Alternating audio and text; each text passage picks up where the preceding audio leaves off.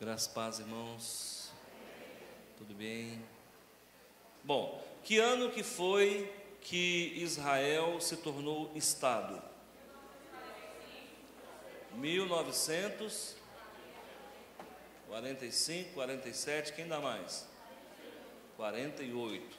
Bom, 1948, o Estado de Israel, no dia 5 de maio, se tornou Estado. Até então, eles não tinham pátria. Por quê? Porque foram expulsos de suas terras, lá no tempo do Império Romano. Já tinha quase 2000 anos que esse povo estava sem pátria. Nasce um movimento chamado sionismo, no final do século XIX, e esse movimento fez com que vários judeus de várias partes do mundo começassem a voltar para a Palestina. Nasceu dentro deles um desejo de ter pátria. Então, eles chegavam na Palestina, compravam terras dos árabes, terra que era deles, diga-se de passagem, biblicamente, aquilo lá é dos judeus, né? Então, eles compravam, como o judeu é muito próspero, né? Eles compravam e foram voltando. Esse movimento chamava-se sionismo, é um movimento de retorno do povo de Israel. Em 1948, após a Segunda Guerra Mundial, a Inglaterra se sentia devedora aos judeus por conta de um evento que aconteceu na Primeira Guerra, em 1918, e a Inglaterra ficou com aquele sentimento de gratidão. Então, mobilizou a Organização das Nações Unidas para se criar o Estado de Israel. E foi o que aconteceu, mesmo porque o mundo inteiro estava chocado pelo que acabara de acontecer, onde 2 milhões, 6 milhões de judeus foram exterminados lá pela Gestapo, né? pelo movimento nazista de Hitler. Então o mundo inteiro estava chocado, com dó dos judeus, e aí nasce então o Estado de Israel em 1948. 2018 fazem exatamente 70 anos que o Estado foi construído. E de lá para cá, muita coisa tem acontecido. Nós estamos vivendo um período de grandes revelações, de grandes profecias acontecendo. Segundo alguns estudiosos, em 2018 começa já a entrar na era do milênio, e Jesus então pode voltar a qualquer momento. Tá? Eu vou olhar com vocês uma profecia hoje de Ezequiel, mas antes eu quero falar sobre um evento que aconteceu em 1947. Então você vai ver que de 70 anos para cá, Deus tem chamado a atenção do mundo para Israel. Muita coisa tem acontecido lá. É como se Deus dissesse: olha para cá, que as profecias elas vão se cumprir. Em 1947, alguns beduínos que criavam cabras no deserto, estavam na região do Mar Morto, e umas cabras se perderam. E um rapaz de 12 anos aproximadamente, chamado Muhammad, né, foi então procurar essas cabras numas colinas. E ele não encontrou as cabras, mas ele encontrou uma fenda na rocha, uma abertura numa rocha. E ele, quando ele olha, ele percebeu que existiam algumas coisas dentro dessa fenda, dessa rocha, dessa caverna. Ele então pega uma pedra, atira. Quando essa pedra cai lá dentro, ele escuta o barulho de quebrar louças, vasos quebrados. Ele falou: mas parece que tem vasos lá dentro, né? Esse lugar que eu estou falando é ali na região do Mar Morto, também chamado de Khirbet Qumran, né? São os achados de Qumran, ou Khirbet Qumran. São 11 cavernas, onde existiam rolos, manuscritos, que foram descobertos por esse beduíno Muhammad em 1947.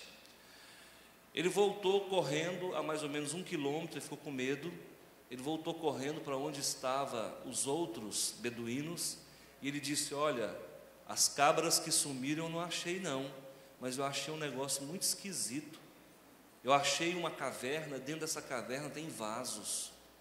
Aí o outro veio correndo com ele, voltou mais ou menos 1 quilômetro.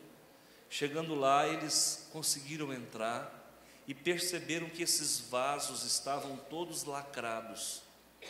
Então eles quebraram os vasos, porque eles estavam achando que era tesouro, que era joia. Falou: nossa, vamos ficar ricos. Só que o que eles acharam? Eles acharam manuscritos em pergaminhos, enrolados em pano e amarrados. Aí eles quebraram todos os vasos, e eles acharam dezenas, centenas de manuscritos. Isso aqui não tem valor nenhum.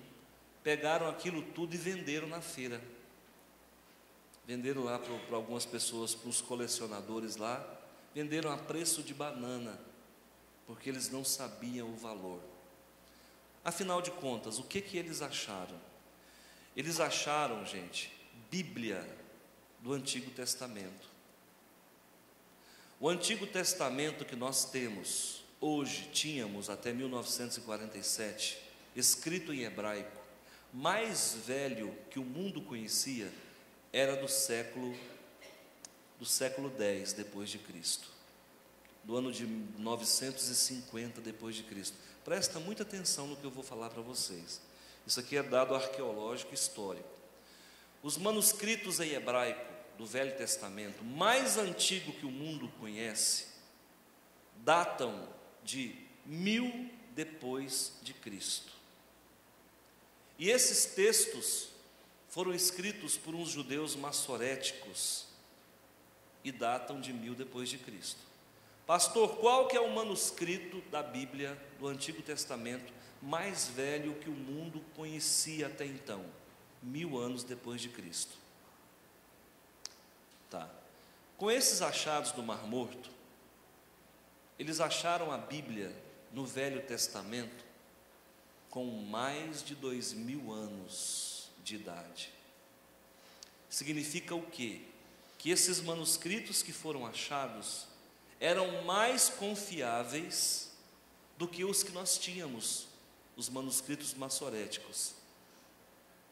Aí veio a grande dúvida, porque depois se descobriu que aquilo era a Bíblia escrita pelos antigos, e aí veio um medo. Por quê? E agora? E se esses manuscritos antigos falarem contra o que nós cremos? E agora? Se esses manuscritos relatarem alguma coisa que a gente não sabe e que é contra a palavra de Deus? Bom, quando descobriram que eram manuscritos antigos e que foram datados com carbono 14, chegou-se à conclusão que eram manuscritos de 2300 anos atrás. Aí o negócio pegou um preço enorme. Um pedacinho de papel chegou a ser vendido por $250 mil, porque era um achado valioso. E aí os colecionadores, os museus do mundo inteiro começaram a comprar esse material. Um manuscrito apenas que eles encontraram tinha 11 metros de largura, por 50 centímetros era 50 centímetros assim, 11 metros assim. Todo o livro de Isaías foi encontrado intacto. Só que, como estava depositado dentro de uma caverna há 2300 anos, no que eles foram abrir, eles quebravam. E os pedaços ficaram pequenininhos. E aí os colecionadores do mundo inteiro, os arqueólogos, se reuniram e começaram um trabalho de formiguinha, restaurando todos esses manuscritos. Em 1947 que isso aconteceu, não foi? Somente em 1960 que o trabalho terminou. Mais de 20 anos. Para conseguir juntar o quebra-cabeça, montar tudo de novo, fotografar. E aí, irmãos, a grande descoberta: tudo o que essa Bíblia fala, que é baseado nos manuscritos massoréticos, é verdade. Achados de 2.300 anos atrás, bateu exatamente como nós temos na nossa mão. A Bíblia é verdade. Olha como Deus está fazendo, levando a atenção do mundo para a região do Mar Morto. A pergunta é: quem escreveu esses manuscritos? Então vamos lá. No tempo de Jesus, nós tínhamos algumas seitas. Quais eram as seitas? Nós tínhamos os essênios, nós tínhamos os saduceus, os fariseus, os zelotes e os herodianos. Eram 5 seitas judaicas que existiam. Os herodianos não contam, porque era uma seita política, eram seguidores de Herodes, então não contam. Os zelotes também não contam, porque eles eram mais políticos e menos religiosos. Inclusive Pedro era zelote, por isso que Pedro gostava de cortar a orelha do povo. Ele era radical xiita nessa hora, né? E aí, irmãos, sobrou quem? Sobrou saduceu, fariseu e essênio. Quem é que escondeu esses manuscritos lá nas colinas, ou seja, no platô de Qumran? Acredita-se que foram os essênios. Quem eram os essênios? Os essênios eram um grupo de judeus que não se misturava nem com fariseu e nem com saduceu. Eles eram os monges do farisaísmo, ou seja, do judaísmo. E no tempo de Jesus eles ficavam afastados, eles não moravam na cidade, é como se fosse um convento. Os essênios, acredita-se até que Jesus tenha estudado com os essênios. Acredita-se até que João Batista, primo primeiro de Jesus, também tenha sido um essênio. Então, esses essênios, quando o general Tito invadiu Jerusalém e destruiu Jerusalém, eles sabiam que eles seriam os próximos a morrer. Então eles pegaram os seus manuscritos, que eram a biblioteca que eles tinham ali nas proximidades do Mar Morto, pegaram a sua biblioteca e esconderam dentro desses vasos, porque eles sabiam que ia morrer, como de fato morreram. Entende? Então, praticamente 2000 anos depois, nós achamos esses manuscritos. E eles vieram nada mais, nada menos do que comprovar que o Velho Testamento é exatamente como nós temos na nossa mão. Tudo bem? Deus está chamando a atenção do mundo para aquela região? Sim ou não? Sim. Por que que Deus permitiu que esses manuscritos ficassem 2000 ou 2300 anos escondidos, e só agora, concomitantemente, ao mesmo tempo que nasce o Estado de Israel, aparecem esses manuscritos? Porque Deus agora quer que o mundo olhe para Israel. E eu vou mostrar outra profecia aqui agora para vocês. Deus está querendo que nós olhemos para lá. Por quê? Porque de lá agora vem Jesus, ele vai reinar em Jerusalém, tá bom? Ele vai descer em Jerusalém, no Monte das Oliveiras. Agora, olha comigo, abre em Ezequiel capítulo 37. Presta atenção que essa profecia está se cumprindo hoje. Olha o capítulo 47 de Ezequiel. Eu vou pedir que alguém leia aqui para mim. Faz favor, irmã. A irmã é professora. Professor normalmente lê bem, né?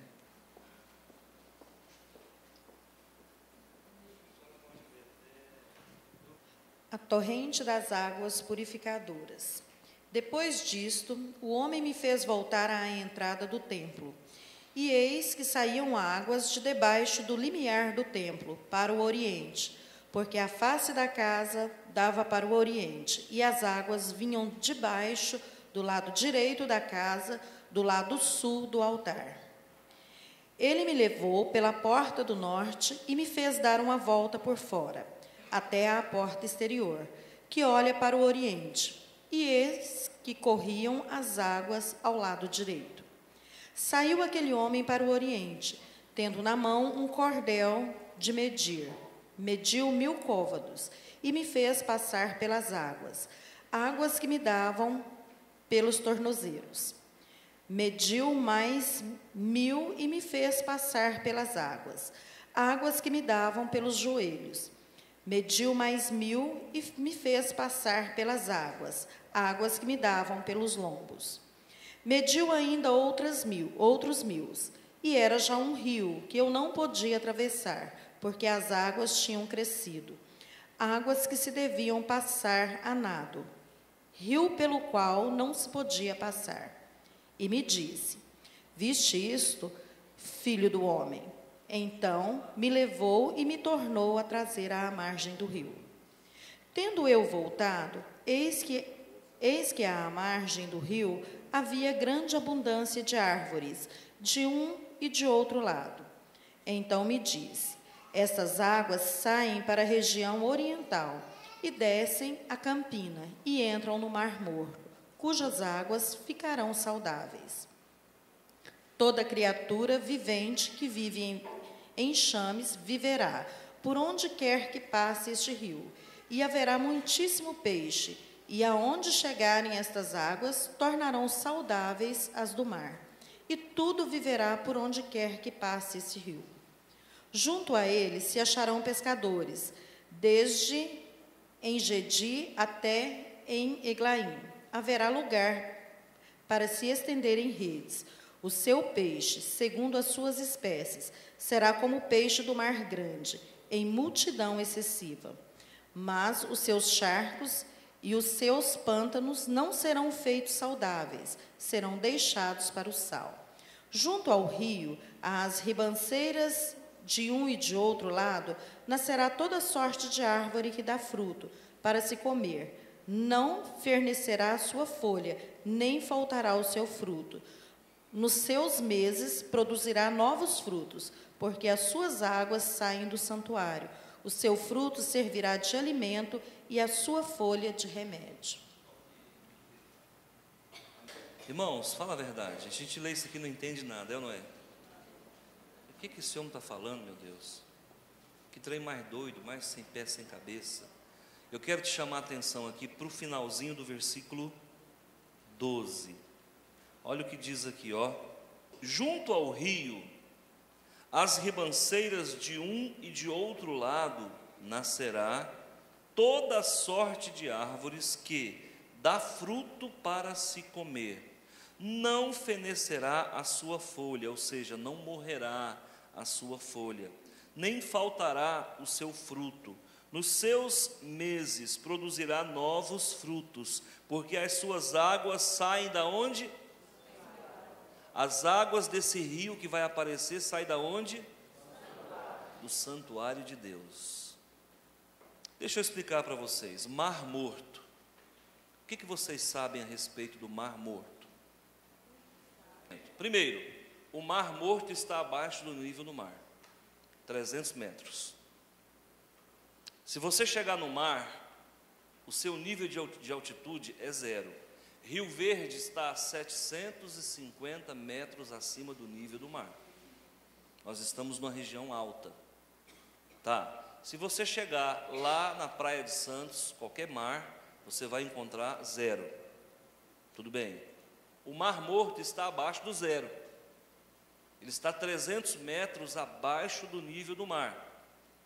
Bom, quem é que alimenta o Mar Morto? Da onde que vem aquela água? Do Rio Jordão e do Mar da Galileia. Então, as águas do Mar da Galileia, as águas do Rio Jordão, desaguam no Mar Morto. O que está acontecendo com o Mar Morto? Ele está morrendo. É morto também, com um nome desse que é o quê, né? Já chamou o coitadinho de morto. Quer que ele sobreviva como? Só que existem profecias, está aqui uma delas, de que o Mar Morto viverá. Só Deus pode fazer isso. Olha aqui, irmãos, isso que você está vendo aqui, está vendo essa parte maior aqui, embaixo? É o Mar Morto. O nível de sal da água chega a ser quase 10 vezes superior ao nível da água do mar normal. Quem já botou água do mar na boca? É salgadinho? Agora multiplica por 7. O Mar Morto, irmãos, ele é tão estranho que se você pular dentro dele, você não afunda. Vou morrer afogado.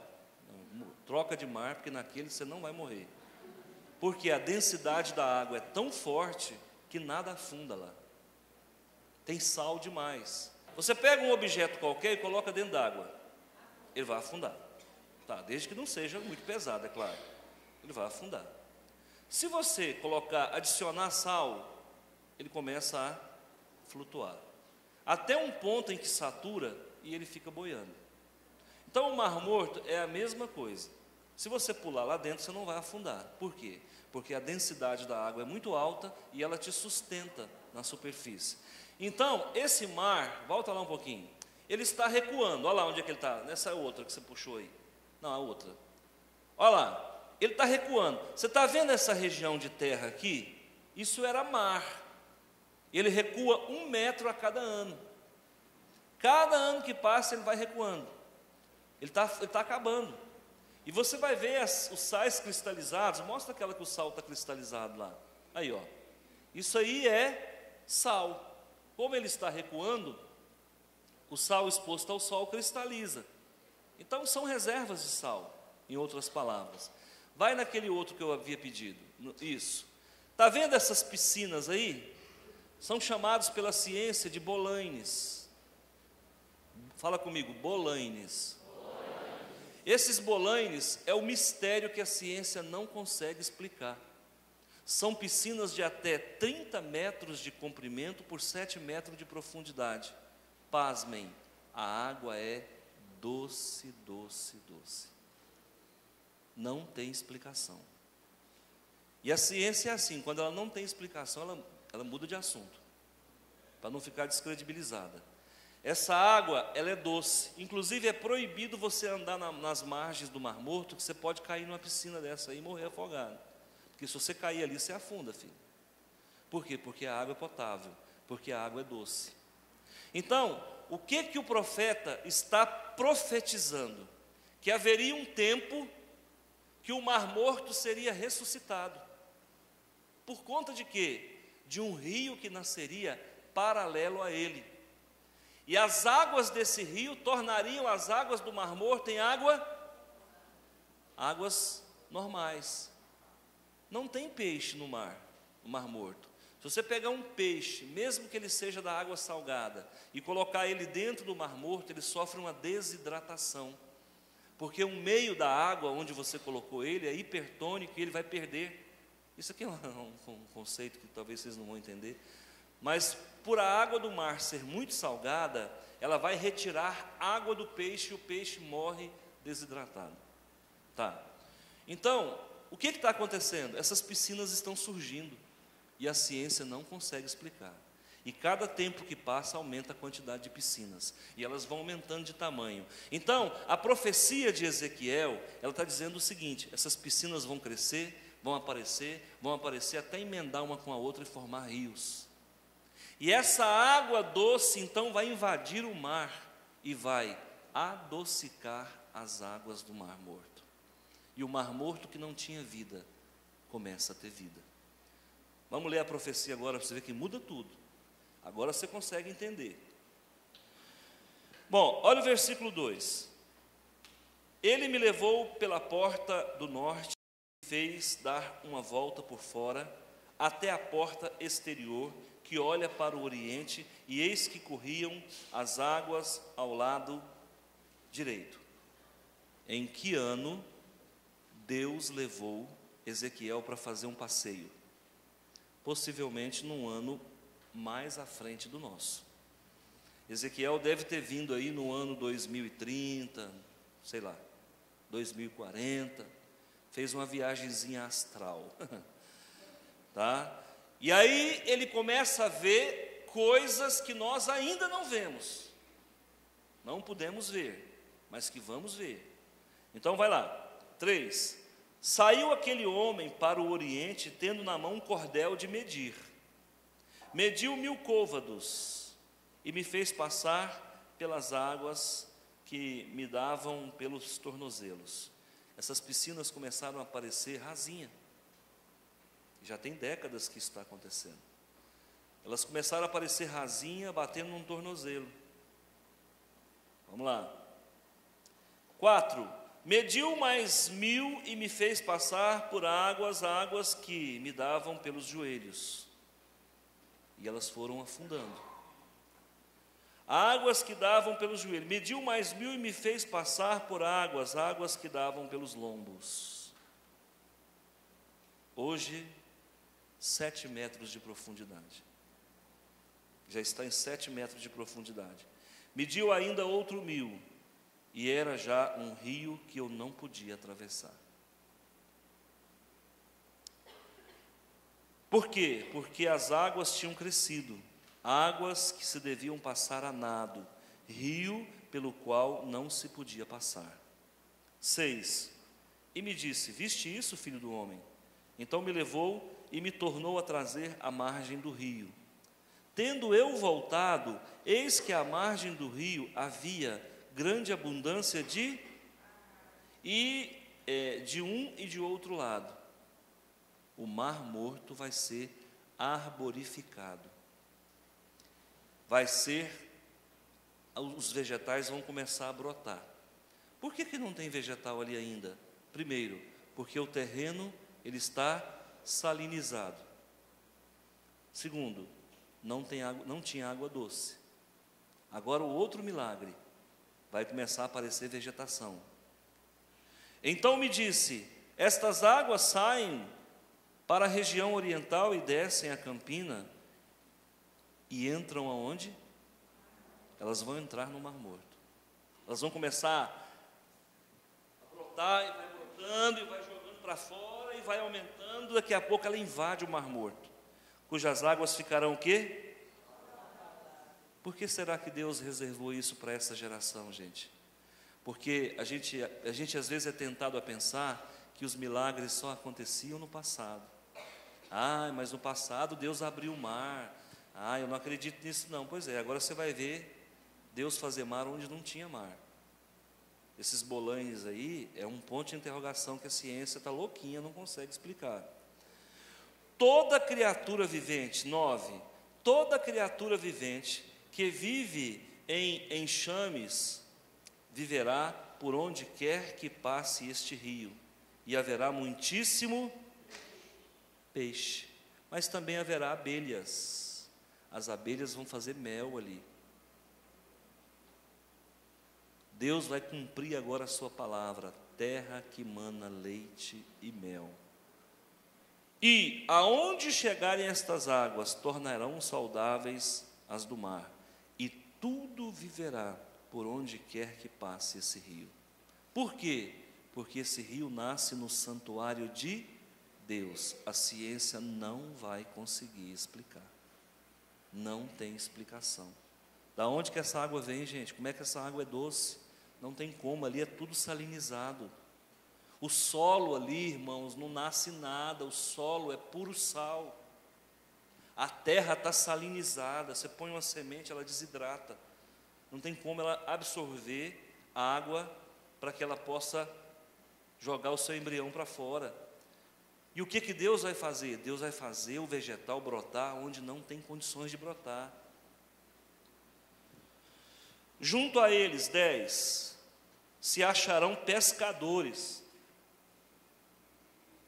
Dá uma olhada lá, irmãos. Você quer pescar num lugar desse? Pois é. Aí fala aqui, desde En-Gede até En-Englaim haverá lugar para se estenderem redes. O Ibama não pode estar lá, né? E o seu peixe, segundo as suas espécies, será como o peixe do mar grande.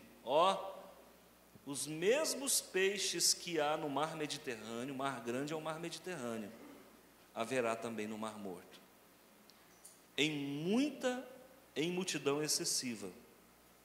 Mas os seus charcos e os seus pântanos não serão feitos saudáveis, serão deixados para sal. Haverá algumas regiões do Mar Morto que continuará morto, para ter reservas de sal. Olha como Deus é cuidadoso. Ele precisa deixar reserva de sal, porque faz parte da vida, né? Junto ao rio, às ribanceiras de um e outro lado, nascerá toda sorte de árvore que dá fruto para se comer. Não fenecerá a sua folha, nem faltará o seu fruto, nem em seus meses nos seus meses produzirá novos frutos, porque as suas águas saem do santuário. O seu fruto servirá de alimento e a sua folha de remédio. Deixa eu falar uma coisa para você. Essa região que você está vendo, mostra mais para nós aí, gente. Dá mais imagens para nós aí. Essa região que você está vendo aí, gente, qual a cidade que existia nessas regiões aqui? Sodoma e Gomorra. Essas cidades foram destruídas por Deus. A maldição de Deus foi tão violenta contra esse lugar que Deus destruiu tudo. Vocês lembram lá que a mulher de Ló foi transformada em estátua de sal? Por que ela foi transformada em estátua de sal? Porque Deus salgou tudo isso aí. Isso aí é o reduto do pecado, da devassidão. Esse povo que morava nessa região aí, irmãos, eles estavam tão perdidos que eles faziam sexo em praça pública. Eles estavam tão perdidos que o homossexualismo tomou conta da cidade. Eles estavam tão perdidos que a prostituição tomou conta. Então Deus ficou tão irado que Ele mandou saraiva de fogo e transformou tudo em sal. E a própria mulher de Ló foi de embrulho. Agora, o que Deus vai fazer? Ele vai retirar a sua maldição e vai tornar de novo esse lugar um dos lugares mais bonitos da terra.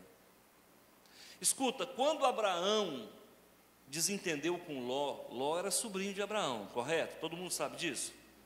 Quando Abraão sai lá de Ur dos Caldeus, Deus disse o que para ele? Sai da tua terra, da tua parentela, vai para uma terra que eu te mostrarei. O que ele tinha que ter feito? Pegou a mulher dele.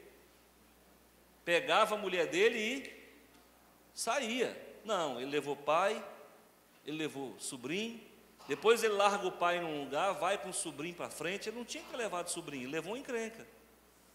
Aí o que acontece? Quando chega lá na frente, os dois ficam ricos, porque a mão de Deus estava sobre a vida de Abraão, e Abraão colocava uma ovelhinha para parir, ela paria dois. O negócio era assim, era a prosperidade. Ele foi. Abraão chegou a ter 318 funcionários com carteira assinada, é mole? Então, irmãos, o que acontece? Ló ficou muito rico, começou a brigar com os empregados de Ló, começou a brigar com os empregados de Abraão. Abraão chama Ló e fala: ó, o negócio é o seguinte, meu sobrinho, o negócio aqui está ficando complicado para nós, um de nós vai ter que sair. Para não dizer que eu estou levando vantagem, dá uma olhada aí. Para onde você quer ir? Se você for para o norte, eu vou para o sul. Olha como é que é o povo de Deus, né? O povo de Deus, irmãos, até perdendo ganha. Ló olhou e falou: nossa, as campinas de Moabe, as campinas de Sodoma. Falou: nossa, eu vou para Sodoma. Então lá em Sodoma não tinha esse cenário. Esse cenário foi depois da destruição de Sodoma. Tanto é que ele quis ir para lá, levar o seu gado. E ele foi para o lugar mais rico, era o sudoeste goiano. Vai para lá, irmãos, mas acontece que a promiscuidade, o pecado, a luxúria, a lascívia, enfim, tantos outros pecados, né? Olha o que sobrou. Nas margens do lago, muitos buracos com água doce estão aparecendo, brotando do solo, em média de 30 metros e 7 metros de profundidade, exatamente como eu falei. Estão brotando do solo, está aparecendo esses buracos. Muito bem. E aí o que acontece, irmãos? Deus se ira com o pecado de Sodoma, manda 3 anjos descer, avisa para Abraão, fala: Abraão, o negócio é o seguinte, ó, Deus está por conta. E ele mandou descer aqui, descer fogo. Aí Abraão ficou com dó de quem? Do sobrinho, hein? Aí já é parente, irmão. A gente briga com parente, mas ama, é ou não é? Parente dá trabalho para a gente, mas a gente morre por causa deles, né? E aí o que acontece? Aí o Abraão fala, não faz isso não destrói não. Não, mas a gente veio aqui para destruir. Mas e se tiver 50 justos? Não, se tiver 50 justos, tudo bem. Vamos preservar a cidade. Aí Abraão pensou, ixi, mas tem muita coisa errada. Não, 50, mas e se tiver 40 justos? E começa um bate-bola com o anjo. Aí o anjo fala, não, se tiver 40 justos, então nós vamos voltar para casa, não vamos destruir não. Ele pensou, ixi, mas não tem não, hein? E ele foi baixando. Por fim, ele descobriu que só tinha a família dele. Aí o anjo despediu e foi para lá. Chegando na cidade, quando eles entram na cidade, que vão na casa de Ló, que bate na porta, o povo vê aqueles homens bonitos, porque anjo é bonito, viu gente? Anjo é bonito, sarado, anjo é bonito. Aí aqueles anjão vão chegando e eles se materializaram. As pessoas começaram a ver eles. Aqueles 3 homens arrãos, né, bonitos ali, e acredita-se que um deles era Jesus antes da encarnação. E quando ele bate na porta lá, que o Jó atende, o Jó já percebe que eram seres especiais, né? O ufologista já diria que era um ET, né? 3 ETs que chegaram. Mas aí eles batem na porta e o povo então se aproxima. E o povo então resolve que querem ter relação sexual com esses anjos. Não, dá. Ló então fala, não, faz o seguinte, eles são meus convidados.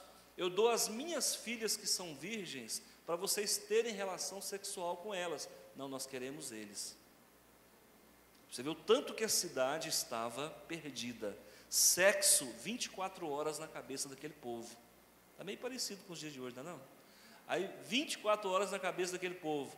Quando os anjos viram que não tinha acordo, falou para Ló, não, chega para trás. Aí um dos anjos só levanta a mão assim. Ficaram todos cegos. E aí o anjo fala assim, vamos embora porque vai descer fogo. No que eles saem, o anjo fala, vamos depressa porque vai descer fogo. E aí falou, não olha para trás. Estou voltando na história da mulher. Não olha para trás. No que eles estão subindo a colina, a mulher olhou para trás. O que essa mulher? Virou estátua de? O mesmo que aconteceu lá com o Mar Morto. E o mar morreu. Acredita-se que nessa região não era morto e se tornou morto depois da destruição de Sodoma e Gomorra. Agora Jesus vai voltar e ele vai restaurar de novo o lugar. Gente, tudo que existia nos tempos de Noé, naquela região, vai voltar a acontecer de novo, tudo. O homem vai viver 1000 anos. Lá, vocês se lembram quando quando Moisés mandou os espias? Vocês se lembram que tamanho que eram os cachos de uva? Lembra? Um homem não conseguia carregar um cacho de uva. Hoje você vai ali, irmão, você traz um cacho de uva no bolso. É ou não é? Naquele tempo não, o cara tinha que ser 2 para carregar um cacho. E um cacho de banana? Não é? Um tremião para carregar o cacho de banana. Vai voltar a ser como era. Tudo de novo, Deus vai reconstituir tudo de novo. E já começou o trabalho. Já começou o processo. Então, essa profecia que você está vendo aqui no capítulo 47 de Ezequiel, ela já começou a se cumprir.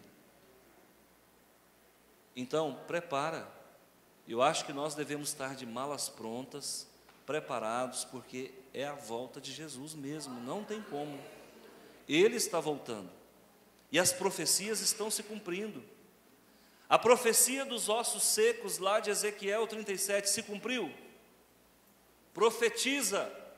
Então o profeta profetizou e os ossos secos se juntaram, os tendões se juntaram, a carne se juntou e aqueles ossos reviveram. De quem que estava falando? De Israel. Quando foi que isso aconteceu? 1948. Israel, que estava morto, reviveu. Agora você está vendo uma outra morte que vai reviver, que é a morte do Mar Morto, que também vai reviver. Então nós estamos vendo. Outra coisa que talvez você não saiba, naquela região da Palestina hoje, você só encontra o quê? Areia, mas não era assim. Lá tinha árvores, lá tinha muitos frutos, lá era uma das regiões mais verdes do planeta. Por que que ficou daquele jeito? Porque a degradação, agora Jesus vai restaurar. Quanto tempo ele vai gastar para fazer isso? Ele tem 1000 anos para fazer isso, e já começou a trabalhar. Então, é a crença que nós temos que a partir de 2018, o milênio então começa a se configurar. E é a crença que nós temos que Jesus está voltando, porque as profecias estão se cumprindo, tá bom? Então, Deus está levando os nossos olhares para Israel, para a região da Palestina. Por quê? Porque de lá virá o Rei dos Reis e o Senhor dos Senhores. A palavra de Deus diz que ele vai descer lá no Monte das Oliveiras, no mesmo lugar onde ele subiu, vai sentar no trono de Davi e vai governar o mundo inteiro. Todos os anos, as nações terão que ir lá. A nação que não comparecer, lá em Jerusalém, não vai chover na sua terra. Vamos supor que o Brasil tem um presidente, e todos os anos, no dia do Yom Kippur, quando Jesus estiver reinando, os reis terão que ir lá. Suponhamos que o presidente do Brasil não vá. O que vai acontecer com o Brasil? Não vai chover. Não vai chover no Brasil. É um ano sem chuva. Então, por que Jesus vai fazer isso? Porque Ele quer que todo mundo o adore como Senhor.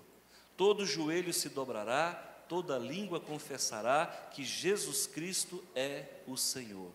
Quando é que isso vai acontecer? E ele fala, no céu, na terra e embaixo da terra, todo joelho se dobrará, até o inferno vai se dobrar diante dos olhos e do poder do Senhor Jesus.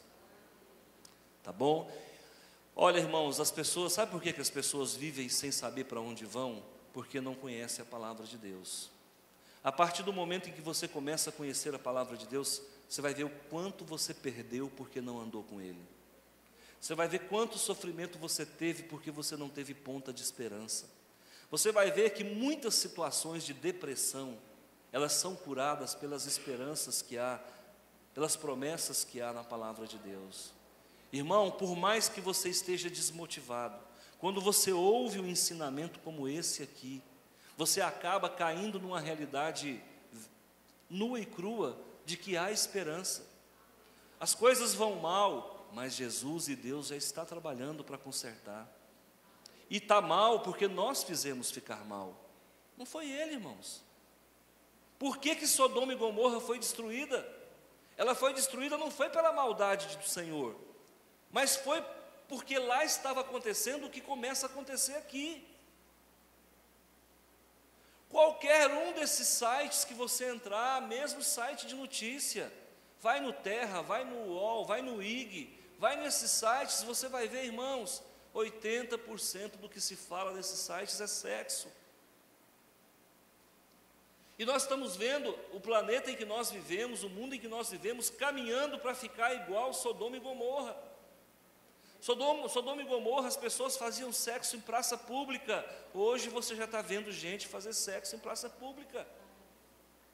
Sodoma e Gomorra, eles trocavam uma relação sexual hétero por uma relação sexual homo.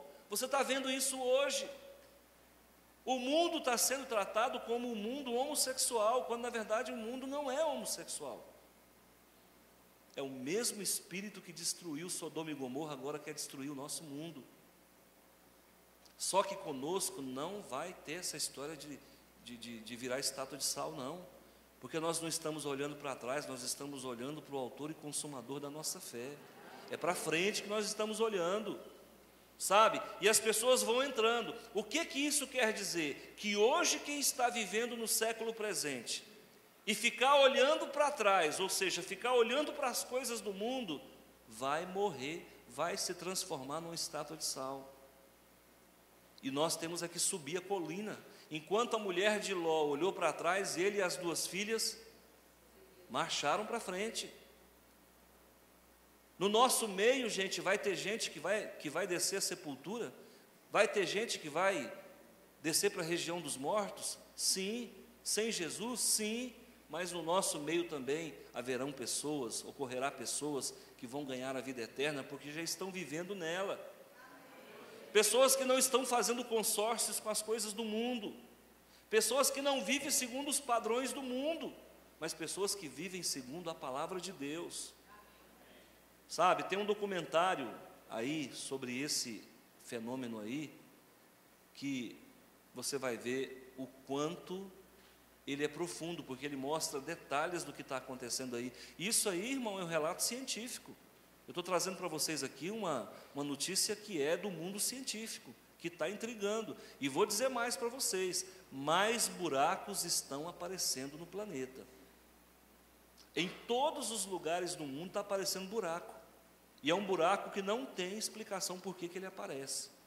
A geografia do mundo que nós estamos vivendo está sendo alterada. Começa um processo de mudança de geografia. Acredita-se que os continentes vão voltar a se juntar de novo. Porque se você pegar os 5 continentes, você vai perceber que um encaixa no outro.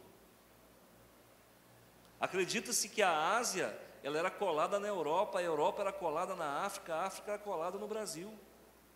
E esse distanciamento vai desaparecer e o mundo inteiro vai ser um torrão de terra. Acredita-se que algumas cidades foram submersas e elas vão voltar de novo à superfície.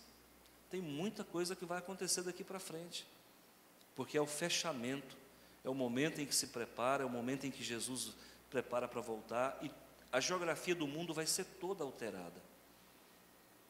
Tá bom? Eu acredito sinceramente que o Senhor Jesus vai mexer no DNA do homem. Eu acredito sinceramente que o Senhor Jesus vai mexer na lei da gravidade. O DNA do homem, ele está com relação à morte, por exemplo. Se você for pesquisar cientificamente a razão por que nós morremos, não tem explicação. Por mais que a ciência... Bom, o que leva um homem a morrer? Bom, é a morte celular. Mas por que a célula morre? Não tem explicação. A célula não foi feita para morrer. Se você pegar a estrutura celular e for estudar ela, ela é perfeita. Ela é um organismo perfeito. Ela é autossustentável. Uma célula foi feita para se auto-administrar, para se autogerir. Uma célula tem estômago, uma célula tem coração, uma célula tem cérebro, uma célula tem capacidade de autoduplicação. Uma célula não precisa de outra para sobreviver. Ela se autoduplica. Então ela é feita para não morrer. Aí pergunta, por que uma célula morre? Bom, aí a ciência vem tentar explicar. Não, a célula morre porque as sucessivas divisões levam à formação de radicais livres. O que são radicais livres? São fragmentos que vão se desprendendo do cromossomo, do DNA, e esses fragmentos vão fazendo com que o DNA perca vitalidade. Isso é uma constatação. Mas por que há essa degradação cromossômica? Aí eles tentam explicar. As múltiplas divisões é uma alternativa. Segundo, acreditam eles, que existe um gene, que é o gene que desliga. Existe um gene, como se fosse um relé, que desliga a célula e por conta disso a célula morre. Tudo isso é conjectura. Nem a ciência sabe o que está falando, porque não tem certeza nenhuma. A verdade é, Deus mexeu no DNA do homem. Se você pega Adão e toda aquela geração vivia 1000 anos. Adão viveu 930, Matusalém 969, 979. E era um povo que vivia 1000 anos, de boa, tranquilo. Aí o que acontece? Quando chega no tempo de Noé, o Senhor fala ao homem, agora vai viver 120. Ele vai lá e mexe no DNA do homem. Como ele faz isso, eu não sei. E a Bíblia também não fala.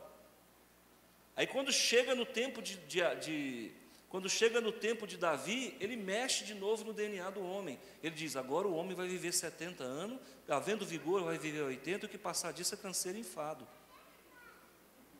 Percebe?